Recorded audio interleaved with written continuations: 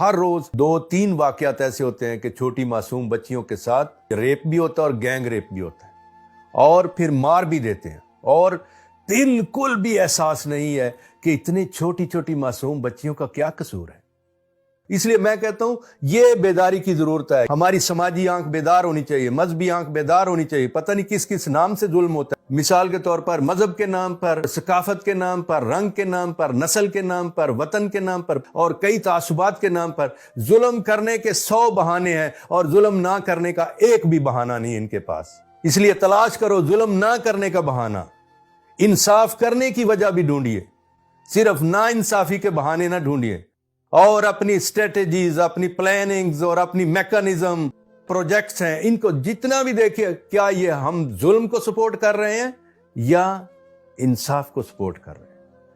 اس لیے انسانوں کو دوبارہ سوچنا پڑے گا، انسانوں کو سیریسلی سوچنا پڑے گا۔ خاص طور پر میں آپ کو ایک مثال دیتا ہوں، یہ ہر بیماری کے علاج کے لیے دوڑیں گے، یہ دوڑیں گے، ہر بیماری کے علاج کے لیے دوائیاں بنائیں گے، دوائیاں 1 بنائیں گے، 2 بنائیں گے، 3 بنائیں گے، 100 بنائیں گے، ہر ایک بڑی دوائیاں بنائیں گے، سٹور بھر دیں گے اور لوگ سارے دوڑیں گے سٹوروں کی طرف دوائیاں لینے کے لیے۔ بس یہ ایک روٹین بنا دیا ہے کہ دوائیاں بناؤ اور دوائیاں بیچو اور دوائیاں کھاؤ اور منافع کماؤ، بس یہ ایک روٹین بن گئی ہے اور اس پر ہی لگے ہوئے ہیں۔ لیکن میں آپ کو بتاؤں، ان ساری بیماریوں کی ماں جو بیماری ہے غربت، اس کا کوئی علاج نہیں کرے۔ ساری بیماریوں کی ایک ہی ماں ہے اور وہ غربت ہے، اور اس کا علاج نہیں کریں گے۔ کیوں نہیں کریں گے؟ کیونکہ اس کو پتہ ہے اس میں کوئی منافع نہیں ہے۔ باقی جتنی بھی بیماریاں ہیں وہ تو منافع کے لیے ہیں، لیکن یہ غربت جو ہے اس میں کوئی منافع نہیں ہے، لہذا اس کا کوئی علاج نہیں۔ سوچو اے دنیا کے دانشوروں، مفکروں اور ماہر معاشیات، سوچئے کہ غریبی سب سے بڑی بیماری ہے اور سب سے بڑا جو ظلم بھی ہے۔ کیونکہ میں آپ کو بتاؤں، اگر آپ میڈیا کو دیکھو تو اس میں آپ کو ہر ہفتے، ہر مہینے ایک بات ضرور بتا دیں گے، پتہ کیا؟ کہ دنیا کا امیر ترین آدمی کون ہے، یہ بتا دیں گے دنیا کا امیر ترین آدمی کون ہے۔ واہ! اور وہ جلدی سے بتا دیں گے، وہ بل گیٹس ہو، کوئی اور نام ہو، پتہ نہیں، بتا دیں گے۔ اور بس لوگ ایک دوسرے کو بتاتے رہتے ہیں، تینوں پتہ ہے کہ دنیا کا امیر ترین آدمی کیڑا ہے؟ واہ! اور بس وہی کہانی چلتی رہتی ہے، بلکہ اگلی دفعہ پھر وہ ایک ہفتے کے بعد بتاتے ہیں جو دنیا کے 10 ٹاپ جو اعلیٰ امیر ترین لوگ ہیں، جو ارب پتی ہیں، کھرب پتی ہیں، وہ والے لوگ کون ہیں، وہ 10 کا نام لے دیں گے۔ اس لیے ہمیں بتاتے رہتے ہیں بار بار کہ دنیا کا سب سے بڑا امیر اور سب سے بڑے امیر 10 لوگ کون ہیں، سب سے بڑا ایک کون ہے، اور کبھی بھی نہیں بتائیں گے دنیا کا غریب ترین آدمی کون ہے۔ وہ نہیں بتا سکتے، کیونکہ وہ کوئی ایک نہیں ہے، وہ ہزاروں میں ہے، وہ لاکھوں میں ہے، وہ کروڑوں میں ہے، وہ اربوں میں ہے۔ اس لیے وہ کس کا نام بتائیں گے؟ اور آپ کو پتا ہے ایک امیر ہونے کے لیے بڑے لوگوں کو غریب ہونا پڑتا ہے، بڑے لوگوں کو غریب ہونا پڑتا ہے۔ یہ غریبی اعلانیہ پیغام ہے کہ ظلم ہے۔ آپ کو پتا ہے ابھی ہمیں لگا دیا ایک اور لوری پہ، آپ کو بار بار سنائیں گے تاکہ ہم زمینی تفکر اور زمینی ریشنلائزیشن اور زمینی جو میکانزم ہے اس کو سوچنا اور اس پر بات کرنا بند کر دیں گے، کیونکہ ایک سادہ سی چیز ہے، میں آپ کو بتاتا ہوں کہ جب بھی ہمارے لوگ عام زندگی میں اپنی بات کرنا شروع ہوتے ہیں، اپنی سادہ زندگی پر تہ پر بات کرنا شروع کرتے ہیں، تو کوئی نہ کوئی سیانا یہ ضرور کہہ کر بند کروا دیتا ہے، کہتا ہے او دنیا چاند تے پڑ گئی ہے، تو اجے تھی لگا پھرنا ہے۔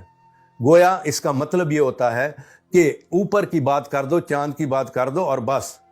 ختم، زمین پر بات نہ کرو اور زمینی زندگی کو کوئی ویلیو نہ دو۔ اس لیے میں آپ کو بتاؤں، اس کو غور سے سوچنا ہے کہ صرف اور صرف ناسا کی اور یہ مریخ کی اور چاند کی 2-4 کہانیاں سنا کر ہمیں یہ پرانی مائیوں کی طرح لوریاں دے کر کے چندہ ماموں کی کہانی سنا کر سلانے کی کوشش نہ کریں، لیکن اہم چیز یہ ہے کہ کرونا دعوت ہے اور کرونا چیلنج ہے اور کرونا وارننگ ہے کہ زمین پر ظلم ہو رہا ہے، لیکن ہمیں دکھائی نہیں دیتا۔ لیکن یہ کروڑوں لوگ جو غربت کی لکیر سے بھی نیچے زندگی بسر کر رہے ہیں، یہ اس بات کا ثبوت ہے کہ ظلم ہو رہا ہے اور بڑے منظم طریقے سے ہو رہا ہے۔ اور وہ جو غریب طبقہ ہے اس کا کوئی سلسلہ نہیں ہے، بلکہ وہ پیدا ہونے سے پہلے ہی اس کی کوئی زمین نہیں ہے، کوئی جگہ نہیں، ایک چپا، ایک مرلہ زمین نہیں ہے جس کو وہ کہہ سکے اپنی، اور ساری نسلوں میں وہ نہیں کہہ سکے گا کہ اپنی ہے، اس لیے کہ کسی کے پاس اتنی ساری زمین ہے کہ وہ گن بھی نہیں سکتا، شمار بھی نہیں کر سکتا، اور کچھ ہیں جو بیچارے 1 انچ زمین کو بھی اپنا نہیں کہہ سکتے۔ اور ہماری زمین تقریباً 3 حصے پانی ہے اور صرف 1 حصہ خشکی، اور اس پر رہنے والوں کے لیے بڑا پانی ہے، لیکن پھر بھی انسان ہے کہ ان کے پاس پینے کو 2 گھونٹ پانی نہیں ہے، اور خوراک بھی بہت ہے، زمین پیدا بھی پار بھی بہت دیتی ہے، لیکن پھر کس کے قبضے میں ہے اور کس کے پاس ہے، کس کے سٹوروں میں ہے؟ اور اسی لیے پھر لوگوں کو 2 وقت کی روٹی نہیں ملتی، 1 وقت کا کھانا نہیں ملتا، اور آپ کو پتہ ہے ڈسٹ بین میں پھینکنے کے لیے بہت ہے، ویسٹیج سمندروں میں اور دریاؤں میں پھینکنے کے لیے بہت ہے، اور فالتو اناج پھینکنے کے لیے سمندر میں پھینک دیں گے لیکن غریبوں کو نہیں دیں گے۔ اسی لیے میں آپ کو بتاؤں، یہ ظلم کی صورتیں ہیں، ظلم بہت صورتوں میں ہے، بہت صورتوں میں ہے، اس کے لیے نبوی آنکھ چاہیے، اس کے لیے سماجی آنکھ بیدار چاہیے، اس لیے وہ دیکھ سکے کہ ظلم کیسے ہوتا ہے، اور ظلم سے توبہ کرنے والے چاہیے۔ جب تمہارے ہاتھ ظلم سے توبہ کریں گے، یہ وبائیں خود چلی جائیں گی۔ میں پھر کہہ رہا ہوں، دیکھو انسانوں، سورج نے کوئی غلطی نہیں کی، زمین نے کوئی غلطی نہیں کی، ستاروں نے کوئی غلطی نہیں کی، سیاروں نے کوئی غلطی نہیں کی، پانیوں سے کوئی غلطی نہیں کی، بلکہ دوسری مخلوقات سے بھی کوئی غلطی نہیں ہوئی۔ ہم ہی نے نہ صرف انسانوں کو پر بلکہ دیگر جو مخلوقات ہیں ان پر بھی بڑا ظلم کیا ہے، اور بیش بہا ظلم، بلکہ ان میں سے کئی انواع کو ختم کر دیا ہے۔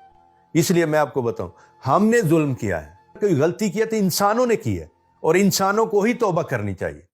انسانوں کو ہی ری تھنک کرنا پڑے گا اپنے رویوں پر، اور انسانوں کو نئے سرے سے سوچنا پڑے گا کہ ہماری طرف سے ظلم بند ہو، ہماری طرف سے ظلم بند ہو، ہمارے ہاتھ ظلم سے نہ رنگے ہوئے ہوں، دوسروں کے خون سے نہ رنگے ہوئے ہوں، دوسروں کے حصے سے نہ رنگے ہوں۔ اس لیے میں سمجھتا ہوں کہ انسان اگر سیریسلی توبہ کریں گے تو ضرور فطرت مہربان ہوگی، قدرت مہربانی ہوگی، خدا مہربان ہوگا۔ توبہ کیجئے۔ میں سمجھتا ہوں حزقیال نبی کی زبان میں کہنا چاہتا ہوں،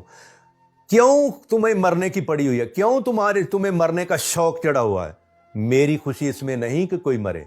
میں چاہتا ہوں، یہ خدا کی آواز ہے، خداوند کا فرمان ہے، 18 باب حزقیال، توبہ کرو اور زندہ رہو، توبہ کرو اور زندہ رہو، یہی پیغام ہے۔ میں سمجھتا ہوں کرونا ہو و کوئی وبا ہو، کوئی بلا ہو جو ہمیں درپیش ہے، اے جہان والو، اے دنیا کے انسانوں، توبہ کرو اور زندہ رہو۔